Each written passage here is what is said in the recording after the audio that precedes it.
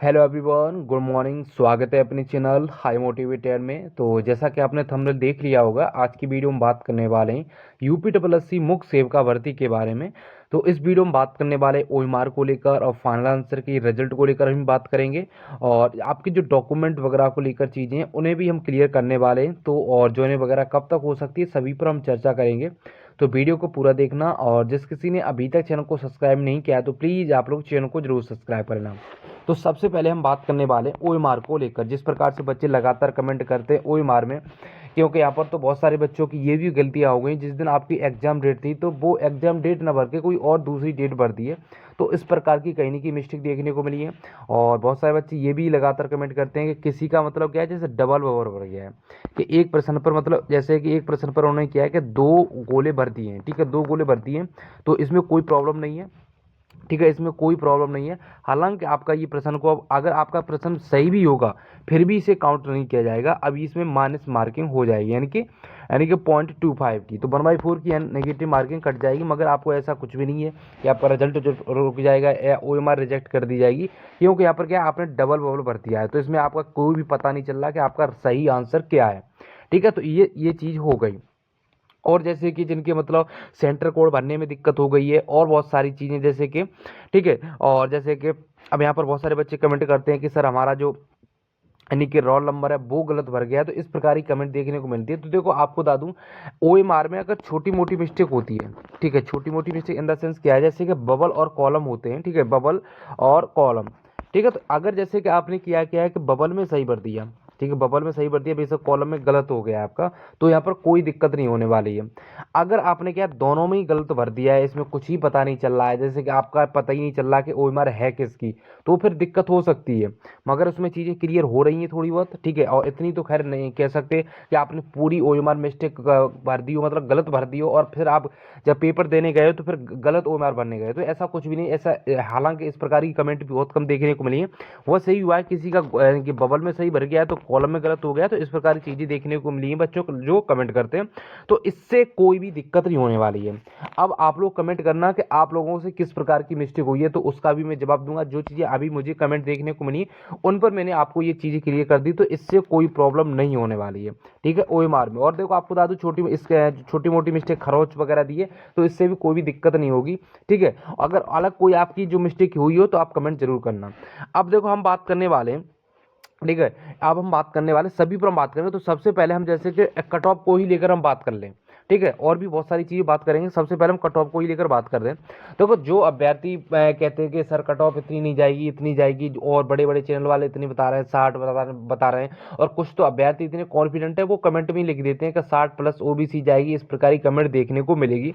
तो मैं देखो आपको बता दूं, तो मैं देखो ज़्यादा अपनी नंबर ही नहीं मारता हूँ, मगर फिर भी मैं आपको बता दूं, देखो लेखपाल की भर्ती को आप देख सकते हो। ठीक है, लेखपाल की भर्ती को आप देख सकते हो। आप बहुत सारे अभ्यर्थी इस भर्ती में बैठे भी होंगे कि जब इसका पेपर हुआ था, जितने भी चैनल वाले थे 85-90 कट ऑफ बता रहे थे कि इससे कम नहीं जाएगी लेखपाल की, इससे कम नहीं जाएगी। क्योंकि ऐसा क्यों हुआ कि सभी बच्चे आकर, सब बच्चे, ठीक है, जो अच्छी तरीके से पढ़ाई की है, तो वो अपने नंबर कोई 85 बता रहा है, कोई 90 बता रहा है, इस प्रकार की कहीं ना कहीं नंबर बता रहा है। तो चैनल वाले भी क्या करें इसमें, तो वो भी कहीं ना कहीं कट ऑफ भाई 80 या 90 के बीच में बताने लगे। अब उसमें हालत देखो कितनी है कि जो लेखपाल की, ठीक है, जो लेखपाल की जो कट ऑफ अभी जैसे कि आपने देखा होगा एक एडिशनल रिजल्ट भी जारी हुआ है, क्योंकि उन्हें बच्चे मिल नहीं पा रहे हैं। 842 और बच्चों को बुलाया गया। थोड़ा मैं आपको बात इस बताने के लिए बता रहा हूँ, ठीक है, तो इसलिए थोड़ा सुनते रहो वीडियो को। तो उसमें क्या है, एडिशनल रिजल्ट में 842 और बच्चों को बुलाया गया है। तो देखो जब इसकी कट ऑफ गई थी 75.75 पर अभ्यर्थी, ये जनरल ओबीसी बारे, मगर फिर भी मैं आपको बता दूं, जो जनरल ओबीसी और ईडब्ल्यूएस कट ऑफ गई थी, कुछ और कैटेगरी हैं जैसे कि एसटी हो गया, और जैसे कि महिलाएं हो गई, और जैसे फ्रीडम फाइटर हो गया, ईएसएम हो गया, जब उन्हें बच्चे नहीं मिल पाए उस कट ऑफ पर जो उन्होंने पहले कट ऑफ लगाई थी, तो उन्होंने क्या किया, कट ऑफ कम कर कर दूसरी बार फिर रिजल्ट जारी हुआ है। तो इसलिए बता रहा हूं। अब यहाँ पर बहुत सारे अभ्यर्थी सोच रहे हो सर जनरल ओबीसी ईडब्ल्यूएस की तो नई एडिशन रिजल्ट नहीं आया, वो एडिशनल रिजल्ट नहीं आया, वो तो यानी कि फीमेल का आया है, और फ्रीडम फाइटर और ईएसएम का। तो मैं आपको बता दूं, अब जनरल और ओबीसी की भी हम बात करें तो इसमें भी आप लोग क्या समझते हो कि अभी जो कट ऑफ गई है 75.75, तो इसमें क्या 10 नंबर का अंतर पड़ जाएगा। ठीक है, इसमें 10 नंबर का तो अंतर पड़ेगा नहीं, तो बस वही है, इसमें अंतर पड़ेगा लगभग 2 या 3 नंबर का, इससे ज़्यादा नहीं। फिर भी आपको बता दूं कट ऑफ ये 80 के अंदर ही रहने वाली है। तो इन चीज़ों को देखो समझो, ऐसा नहीं है हवाई में बात करना कि उसने बता दिया मेरे 60 नंबर बढ़ रहे हैं, 70 नंबर, ठीक है, इस प्रकार की। देखो बच्चे बहुत ज़्यादा झूठ भी बोलते हैं, ये सत्य है, ठीक है। जब पेपर पेपर दे के निकले थे तब बच्चे कोई भी 80 से नीचे नहीं उतर रहे थे, ठीक है, 80 से नीचे नहीं उतर रहे थे। जब आंसर की आई तो वो सब बच्चे 70 पर और 60 पर और 65 पर और 55 पर आ गए। तो ये सारी चीज़ें तो कहीं ना कहीं इन चीज़ों को भी देखना होगा। और देखो मैंने पहले ही बता दिया है कि जो भी मैं कट ऑफ बताता हूँ वो बहुत ही अच्छी तरीक़ा से एनालिसिस करने के बाद बताता हूँ। जो मेरी कट ऑफ है और एकदम कहीं ना कहीं पूरी उम्मीद है वो सटीक बैठने वाली है, ठीक है, आप देख रहे होगे। और देखो आपको बता दो अगर इतने पर बच्चे नहीं मिलेंगे तो यहाँ पर ये एक दूसरी लिस्ट भी लगा देंगे, क्योंकि इससे अब क्लियर हो गया है कि अब यहाँ पर क्या है, आयोग क्या कर रहा है कि सीट को खाली नहीं छोड़ेगा, सीट को भरेगा, ठीक। और लेखपाल में देखना एक लिस्ट और जारी हो सकती है। तो ये सारी चीजें अब यहाँ पर नई व्यूवर्स होंगे जिन्हें कट ऑफ नहीं पता हो, तो देखो मैं आपको बता दूं अभी भी अड़े हुए इस कट ऑफ पर। अगर जनरल में 51 से 53 के बीच में नंबर बढ़ रहे हैं तो देखो आपको बता दूं ये कोई बैड नंबर नहीं है, अच्छे नंबर है, गुड मार्क्स हैं ये। हम बात करने वाले हैं यहाँ पर ओबीसी की।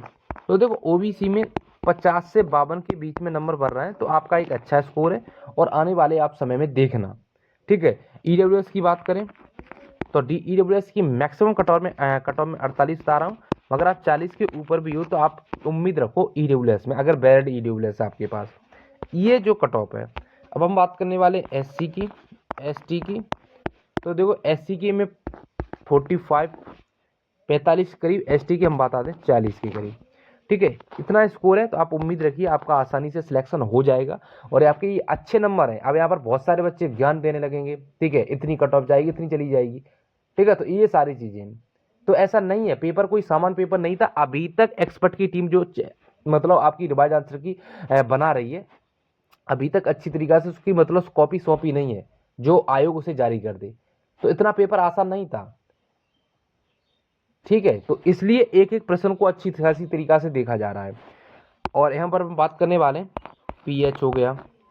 देखो इनकी तो कट ऑफ कम ही जाएगी, इनमें क्या बहुत कम संख्या है, बच्चों की कम संख्या है। फ्रीडम फाइटर हो गया और ईएसएम हो गया। तो देखो पीएच ईएसएम, पीएच में लगभग आपको बता दूं 35 के करीब नंबर बढ़ रहे हैं, हो जाएगा आसानी से। फ्रीडम फाइटर में भी 35 के करीब। ईएसएम की बात करें देखो इसमें अगर 30 से कम भी नंबर नहीं है, देखो 30 वाले तो पूरी उम्मीद है, इससे कम है देखो इसमें क्या है, एक और लिस्ट वगैरह जारी हो सकती है क्योंकि इसमें सीट बहुत है। तो यहाँ पर सभी को भी दिया जा सकता है क्योंकि 134 प्लस सीट है, 134 करीब सीट है, तो अच्छी खासी सीट है।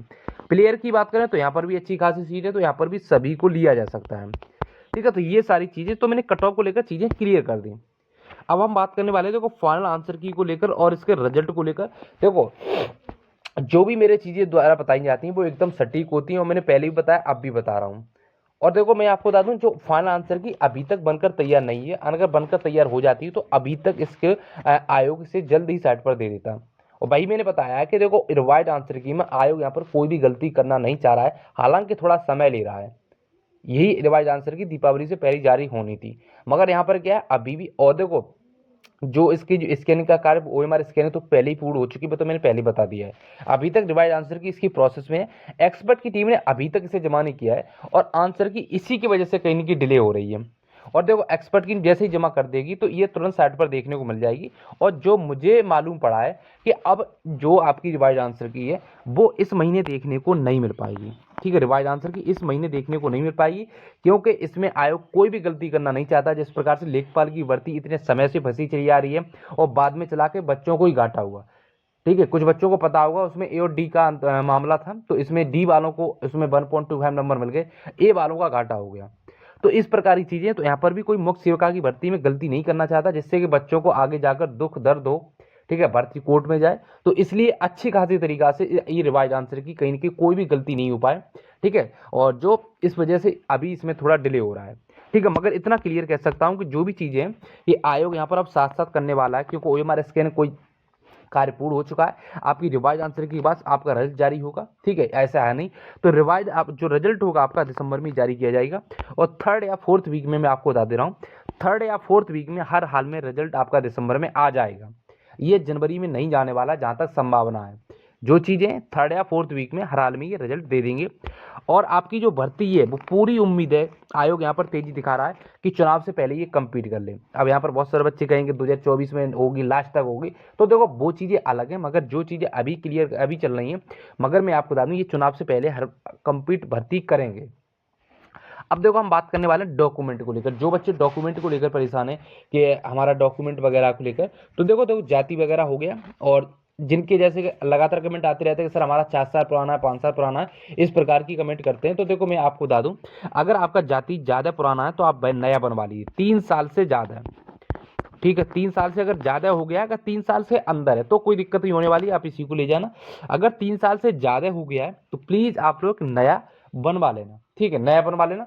और देखो जाति को लेकर जिनकी शादी नहीं हुई तो उन्हें तो पता है पिता पक्ष के डॉक्यूमेंट लगेंगे, तो जिनकी शादी हो गई है तो उनका भी जाति होगा वो पिता ही पक्ष का लगेगा, पिता पक्ष का लगेगा। अब यहाँ पर बहुत सारे बच्चे कमेंट करते हैं पिता का लगेगा या मेरा लगेगा, तो आप जो कैंडिडेट है उसका लगेगा, यानी कि आपका लगेगा, आपके पिता का न लगेगा, मगर आपके पिता साइड का लगेगा, ठीक है, जाति। और ये 3 साल से ज़्यादा पुराना नहीं होना चाहिए।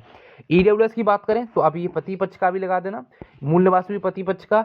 ईडब्ल्यूएस आपको पता है कि कितने मतलब 1 अप्रैल 2022 से लेकर 24 अगस्त 2022 के बीच का ही मान्य होगा, इसके न पहले का न इसके बाद का। मूल निवास भी नया ही होना चाहिए, 3 साल से ज़्यादा पुराना नहीं होना चाहिए। और देखो मैंने बता दिया जाति होगा आपके यानी कि पिता पक्ष का लगने वाला जाति, और डॉक्यूमेंट है आपके जी पति पक्ष का भी लगा देना, यहाँ पर कोई दिक्कत नहीं होने वाली है। और किसी प्रकार की आपके डॉक्यूमेंट वगैरह मिस्टेक है तो आप एफिडेविट बनवा लेना आसानी से, इसमें कोई दिक्कत नहीं होगी आपको, आसानी से, ठीक है, डीबी से बाहर नहीं किया जाएगा।